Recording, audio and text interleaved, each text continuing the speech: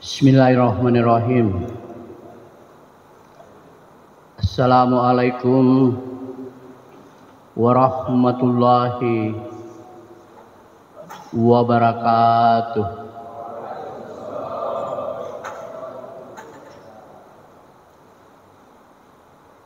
Innal hamdalillah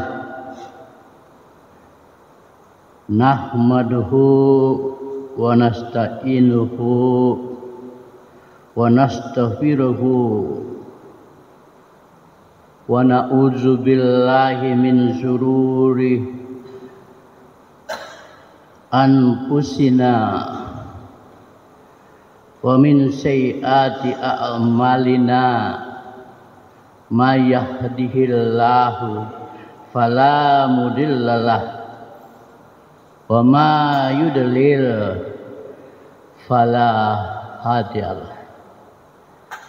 Wa ashhadu an la ilaha illallah wahdahu la syarikalah wa ashhadu anna Muhammadan abduhu wa rasuluh la nabiyya ba'da. Allahumma salli wa sallim ala sayyidina Muhammad wa ali Muhammad kama shallaita ala Ibrahim wa ala Ibrahim fil alamin innaka Hamidum Majid. A'udzu billahi minasyaitonir rajim. Bismillahirrahmanirrahim. Ya ayyuhalladzina amanu la ta'kulu amwalakum bainakum bil batili illa an takuna tijaratan an taradin minkum wala taqtulu anfusakum innallaha kana bikum rahim. Bapak Ibu jamaah sholat subuh Masjid Bukit Baruga, pada hari ini perkenankan saya menyampaikan materi diberi judul ironi. Ironi ini diperlihatkan Allah Subhanahu wa ta'ala kepada Rasulullah Muhammad sallallahu alaihi wasallam dalam peristiwa Isra dan Mi'raj. Pada peristiwa itu Rasulullah didampingi malaikat Jibril sekaligus sebagai guide. Ia menjawab dan menjelaskan pertanyaan-pertanyaan Rasul. Dan pertanyaan-pertanyaan itu seluruhnya meliputi sesuatu yang ironi. Satu di antaranya adalah Rasulullah melihat adanya perilaku manusia memakan bangkai, sedang di sebelahnya terdapat daging yang segar. Ketika Rasulullah bertanya, Jibril menjelaskan, itu adalah perilaku sebagian dari umatmu yang senang berzina, sedang dia mempunyai istri yang halal. Ini adalah satu contoh ironi. Ironi ini, Bapak Ibu, dipakai melabel perilaku yang tidak menggunakan akal sehat. Tidak menggunakan akal sehat itu yaitu bertindak di luar rasio. biasa disebut irasional, tidak masuk akal. Sesuatu masuk akal jika ada balancing. Nah, pasti Pak Muslihudin tahu ini balancing. Mobil itu bisa lari kanan, lari kiri kalau tidak di-balance dia punya ban. Nah, jadi di-balancing. Apa yang harus di-balancing adalah penglihatan. Itu balance dengan pendengaran dan balance dengan hati nurani. Itulah berpikir rasional, kalbu bicara. Ada lagi berpikir sempurna. Berpikir sempurna itu dengan 3 cara melihat. Ro'ah, melihat dengan mata. Melihat dengan mata dewasa ini ilmu pengetahuan menyebutnya perspektif, sudut pandang. Yang kedua, melihat dengan akal, nadara. Dewasa ini melihat dengan akal disebut paradigma. Paradigma itu semua masalah dikumpulkan lalu kemudian dibungkus dengan teori-teori untuk menyelesaikan masalah itu. Itu disebut dewasa ini sebagai paradigma. Dalam Al-Quran melihat dengan akal, nadara. Melihat yang ketiga adalah basyara, melihat dengan hati, yaitu melihat sesuatu yang tidak nampak tetapi bisa melihat di sebelahnya. Dan bisa melihat di sebelahnya lagi dan di sebelahnya lagi. Dalam teori kinerja disebut impact. Jadi ada output hasil, tetapi di balik output ini harus ada impact, dampak. Sebelahnya lagi, di sebelahnya lagi, di sebelahnya lagi. Hati bisa melihat itu, basyara, yang dalam bahasa agama disebut dengan hikmah. Hikmahnya.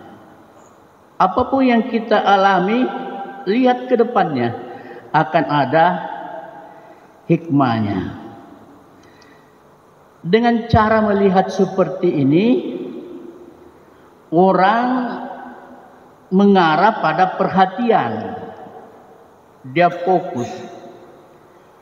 Kenapa perlu perhatian? Fokus agar tidak lengah.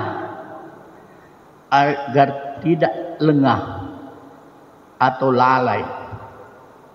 Banyak orang pintar, hebat, tapi terkadang tersandung.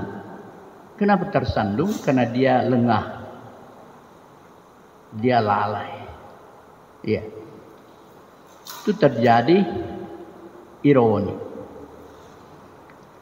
Dalam Al-Quran, lalai atau lengah diterjemahkan dengan berbagai istilah. Ghafilah.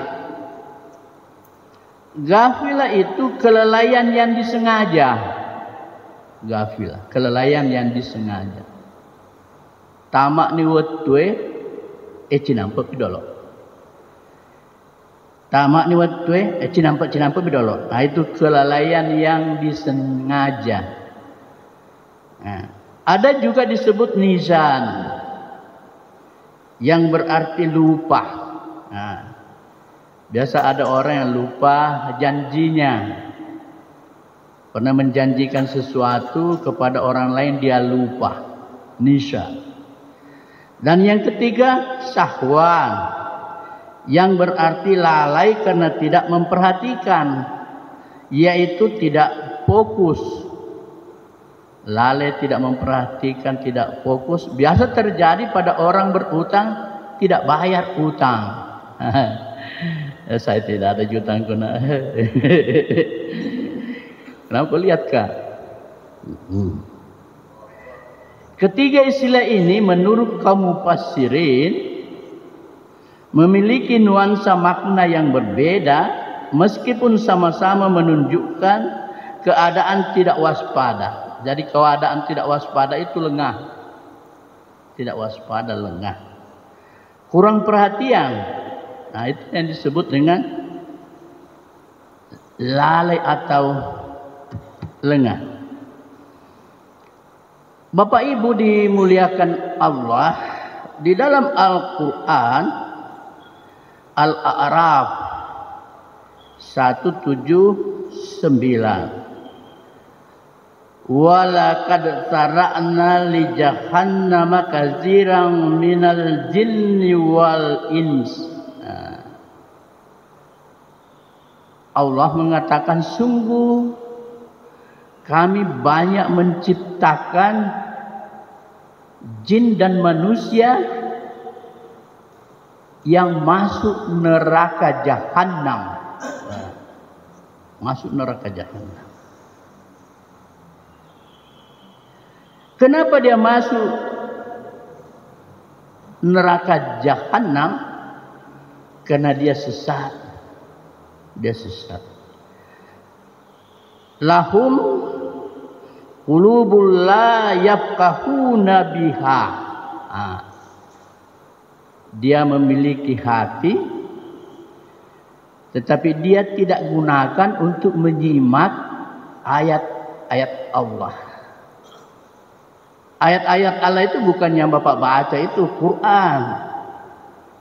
Mikro. Ayat-ayat Allah itu semua fenomena, kejadian-kejadian itu. Bacalah. Baca semua itu akan memberikan ilmu, memberikan pemahaman, memberikan hikmah kepada kita. Bacalah. Walahum a'yun la yubsiruna biha.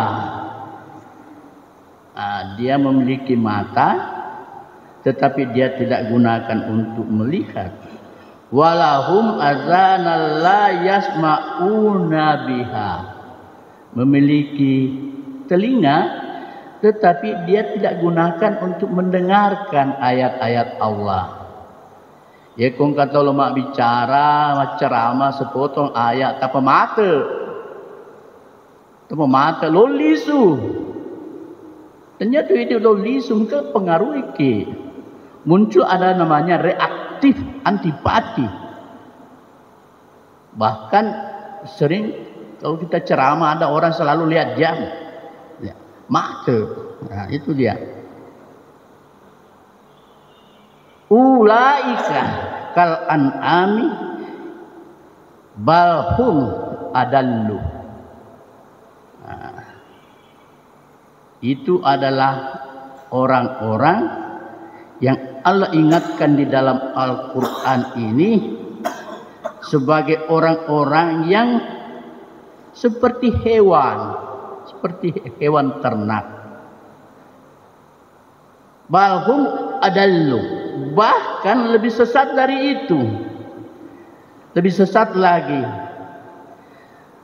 Ulaika humul ghafilun,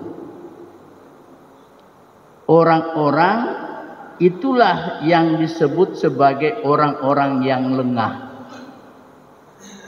Ini di Al-A'raf 179. Allah ingatkan itu untuk kita gunakan panca indera, menyimak, memahami, melihat, mendengar ayat-ayat Allah. Bapak Ibu yang dimuliakan Allah, seorang hakim berpenghasilan 34 juta lebih. 34 juta lebih setiap bulan. Istriku tanya, siapa orang yang ganar 34 juta siulan. Jadi sedih dengan 4 juta gendak mah.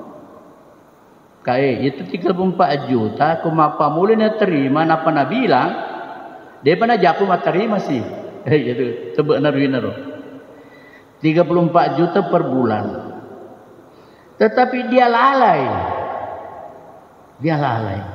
Dia lengah. Nah, penglihatan, pendengaran dan hati nuraninya ditutup. Ditutup. Penglihatan, hati nurani dan pendengaran ditutup oleh Allah. Nah, kadzalika yudulillah mayyasha wa yahdi mayyasha. Allah memberi petunjuk kepada siapa yang Dia kehendaki dan membutakan pada siapa yang Dia kehendaki. Ada beberapa kriteria yang Allah butakan. Ada beberapa kriteria yang Allah butakan yang perlu kita cermati nih. Nasabak jangan sampai nak-naki. Nah.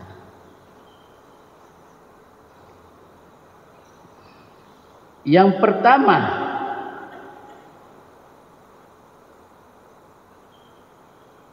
orang-orang pendusta dan sangat ingkar, yang mendustakan ayat-ayat Allah, yang mengingkari ayat-ayat Allah. Nah, itu pasti disesatkan. Yang kemudian orang ragu-ragu dan melampaui batas, selalu ragu. Jadi kong kenapa gau taliwa-liwa, nasabak dia meragukan kebenaran. Inilah yang dimaksud oleh Sayyid Qutb, seorang pendidik Mesir, ahli tafsir, sebagai orang yang menyia-nyiakan waktu. Menurutnya, menyia-nyiakan waktu itu lebih buruk dari kematian. Menyia-nyiakan waktu lebih buruk dari kematian. Jika kematian memisahkan seseorang dengan dunia dan dengan para penghuninya, menurut Ibnu Sayyid Qutb, menyia-nyiakan waktu memisahkan seseorang dengan Allah dan kehidupan akhirat. Bahayanya tuh menyia-nyiakan waktu. Menyia-nyiakan waktu seperti itu yang kedua tadi. Dan yang ketiga, orang-orang yang berbuat zalim, menzolimi orang lain. Ya, kalau kita tunjuk Google, kita tanya yang mana itu yang pendusta dan ingkar, ayatnya langsung kena jelokan. Ya, kalau aku tanya kita gero ragu-ragu dan melampaui batas segi ayatnya, langsung kena jelokan ayatnya. Ya, kalau aku tanya kita gay berbuat zalim, langsung kena jelokan ayatnya. Ayat mana upau ya? Ya.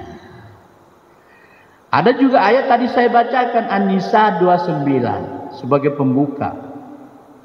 Orang-orang yang berbuat zalim itu, berbuat kebatilan itu, berbuat syirik itu menghampiri kekufuran. Jadi jangan kita berbuat batil. Di ayat itu tadi saya bacakan. Ya ayyuhallazina amanu. Wahai orang-orang yang beriman, jangan engkau memakan harta sesamamu secara batil. Di situ ayatnya, la ta'kulu amwalakum bil batil illa, kecuali, ada kecualinya, berdagang. Jangan engkau memakan harta sesamamu secara batil. Dan itu. Sebab kelanjutannya ayat itu di 29 juga An-Nisa ada penjelasan yang lebih keras. Wala taqtulu anfusakum. Dan jangan kau membunuh dirimu. Menurut Ibnu Katsir, yang pertama itu, yang batil itu dimakan berhubungan dengan bunuh diri. Menurut Ibnu Katsir, kalau kita melakukan kebatilan sama dengan kita bunuh diri.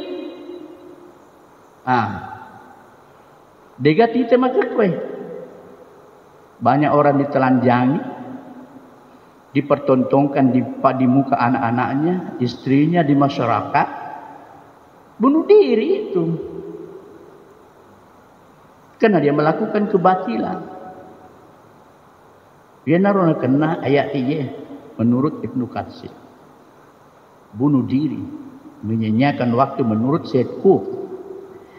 Lalu di ayat ini tadi yang saya bacakan, innallaha kana bikum rahim. Ingkalinya gimana ya? Setiap peringatan Allah, larangan dan anjuran itu adalah wujud kasih sayang Allah. Bukan kebencian, bukan kemarahan, tidak. Ini ayatnya. Innallaha kana bikum rahim. Sesungguhnya Allah sangat menyayangimu. Ini mari pamitai. Allah menyayangi kita baru kita tidak menyayangi Allah. Wala haula wala quwata illa billah.